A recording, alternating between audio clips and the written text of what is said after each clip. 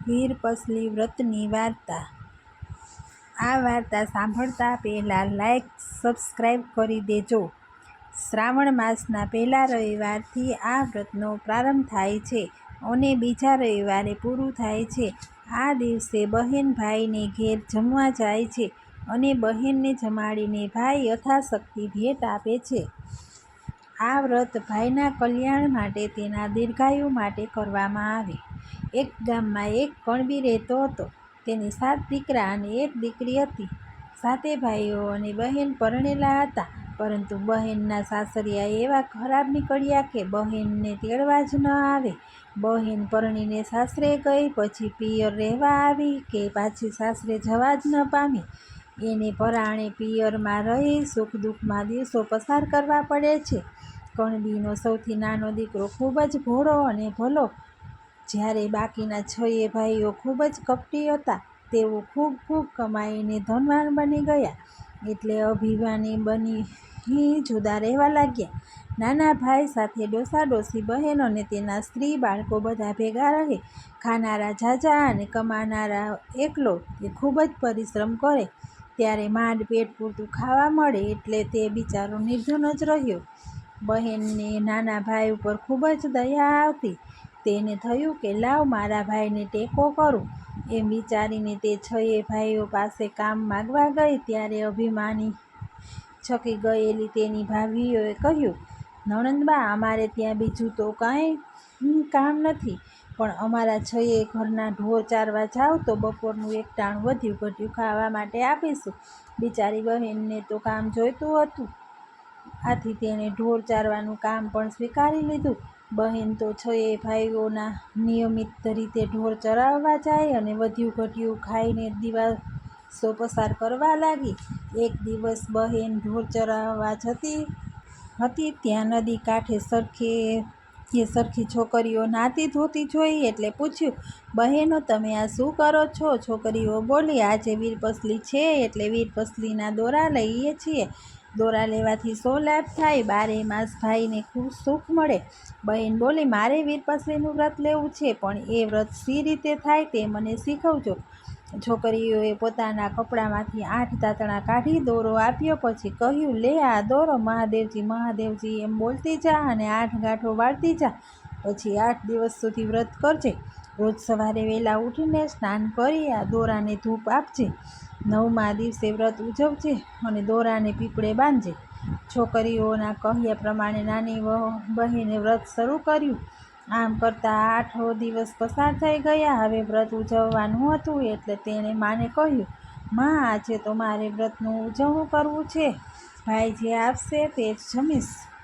એ તો હરખાતી ભાઈઓને ત્યાં ગઈ અને બોલી, ભાભી, આજે મારે વીરપસલી વ્રતનું ઉજવણું કરવાનું છે, તમે જમાડશો? આ સાંભળીને ભાભીઓ તેની મસ્કરી કરવા લાગી અને બોલી, અરે બહેન, આ વ્રત લીધા ત્યારે અમને પૂછ્યું હતું? તમે અમને પૂછીને કર્યું હોત તો જમાડત, હવે કાંઈ ખાવાનું ન મળે। આમ કહી બહેનને અડધૂત કરી ભાભીઓએ કાઢી મૂકી। બહેન તો રડતી નાની ભાભી પાસે આવી અને બધી હકીકત કહી સંભળાવી। નાની ભાભીએ તેમને બાથમાં લઈ આંસુ લૂછતા બોલી, બહેનબા, તમારા ભાઈ હમણાં જ ખેતરે ગયા છે, તેમને મેં એક ઢેબરું થોડો ગોળ અને પૈસો આપ્યો છે, તે માંડ પાદરે પહોંચ્યા હશે। બહેન તો ત્યાંથી દોડવા લાગી। ભાઈ તો ખેતરે પહોંચી ગયા હતા। બહેન દોડતી ખેતરે આવી। તેણે નાના ભાઈને બધી વાત કરી। નાના ભાઈએ બહેનને પોતાની પાસે બેસાડી ખાવાનું પાથરું જોડ્યું, તેમાંથી ગોળની ગાંગડી કાઢી બહેનના મોંમાં મૂકી, પછી ઢેબરું ખવડાવ્યું। છેલ્લે બહેનને 1 પૈસો ભેટ તરીકે આપ્યો। બહેન તો રાજી થઈ ગઈ। તેણે ભાઈને ચાંદલો કરી આશીર્વાદ આપ્યા, ભાઈ, તે મને જે આપ્યું તે 1.25 લાખનું। પછી બહેન તો હરખાતી ઘેર આવી। ઘેર આવીને જુએ તો એનો વર તેને તેડવા આવ્યો।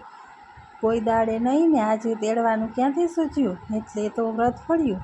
જમાઈ બોલ્યા, માં, હું તમારી દીકરીને આજે તેડવા આવ્યો છું, ઘણા દાડે આવ્યો છું, તો આજનો દાડો રહી જાવ, કાલે જજો। જમાઈએ તો હઠ પકડી, ના, હું તો આજે જ તેડીને જઈશ। સાસુએ દીકરીને વળાવવાની ગોઠવણ કરવા માંડી। તેમણે ઘરમાં જોયું તો દીકરીને આપવા જેવું કાંઈ ન મળે। તે તો દોડતા દોડતા છએ વહુના ઘરે જઈ વાત કરી. છએ ભાભીઓ અને નણંદબા સાથે ટીંકણ કરવાનું મન થયું. તેમણે ચીથરા સાવરણી જૂની ઈંઢોણી અને કપડાના ડૂચાનું પોટલું વાળીને સાસુને આપ્યું. સાસુએ તો એ પોટલું નણંદને માથે ચડાવ્યું. ડોસી દીકરીને જમાઈ સાથે વળાવી ઘેર આવી. તેઓ થોડેક દૂર ગયા ત્યાં એક વાવ આવી. વાવને જોઈ બહેન બોલી, હે પતિદેવ, આજે મારા વ્રતનું ઉજવણું છે, એટલે હું જરા નાહી લઉં. આમ કહી તે નાહવા ગઈ. નાહતી જાય છે અને મહાદેવજીને યાદ કરતી જાય છે. નાહીને ભીને કપડે બહાર આવી અને વરને સાથ દીધો, પેલા પોટલામાંથી લુગડું નાખો ને. વરે પોટલું છોડ્યું અને કહ્યું, ક્યું ચીર આપું? વહુને થયું કે કેવી મારી ઠેકડી કરે છે. તે બોલી, અમારી નિર્ધનને તો વળી હીરને ચીર ક્યાંથી હોય? વરે એક લુગડું નાખ્યું. વહુને લુગડું જોયું તો કસબી કોરનું રૂપાળું અંબા. વહુએ તો બહાર આવી પોટલું છોડ્યું તો તેમાંથી જાત જાતની મોંઘા મૂલની સાડીઓ થઈ ગઈ. તે હરખાથી બહાર આવી કે ત્યાં પગથિયે અન્નથી ભરેલો કોથળો મળ્યો. પતિ પત્ની બંને વાવની બહાર નીકળ્યા કે ત્યાં એક મોટો મહેલ ઊભો થયેલો જોયો. બંને પતિ પત્ની મહેલમાં ગયા. પતિ તો આ બધું અચાનક કેવી રીતે બન્યું તે વિચારવા લાગ્યો. ત્યાં બહેન બોલી, આ બધું વીરપસલીના વ્રતનો પ્રભાવ છે. બહુ તો મહેલમાં જઈ રસોઈ કરવા માટે જ્યાં ખાડો ખોદે ત્યાં સોનું સોનું. બહેને ધરતી માતાને પ્રાર્થના કરી, હે ધરતી માતા, થોડી ભોંય ઉઘાડી આપો. ત્યાં તો ચૂલો થાય એટલી ધરતી ઉઘાડી થઈ ગઈ. વહુએ રસોઈ કરી. બંને જણા જમવા બેઠા. જમી પરવારીને વાતે વળગ્યા. પછી તેમણે ત્યાં જ રહેવાનો નિશ્ચય કર્યો. તેમણે સોના મહોરો વેચીને વેપાર ધંધો વિકસાવ્યો. જ્યારે આ બાજુ વહુના પિયરમાં દુકાળ પડ્યો. છએ ભાઈઓ ભિખારી થઈ ગયા. ડોસો ડોસી 7 દીકરા અને સાથે વહુઓ પેટિયા માટે પરગામ જવા નીકળ્યા.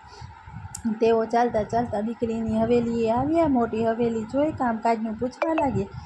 7મે માળેથી દીકરીએ પોતાના ભાઈઓ અને મા બાપને ઓળખ્યા અને તેમને પોતાનો ત્યાં રાખ્યા.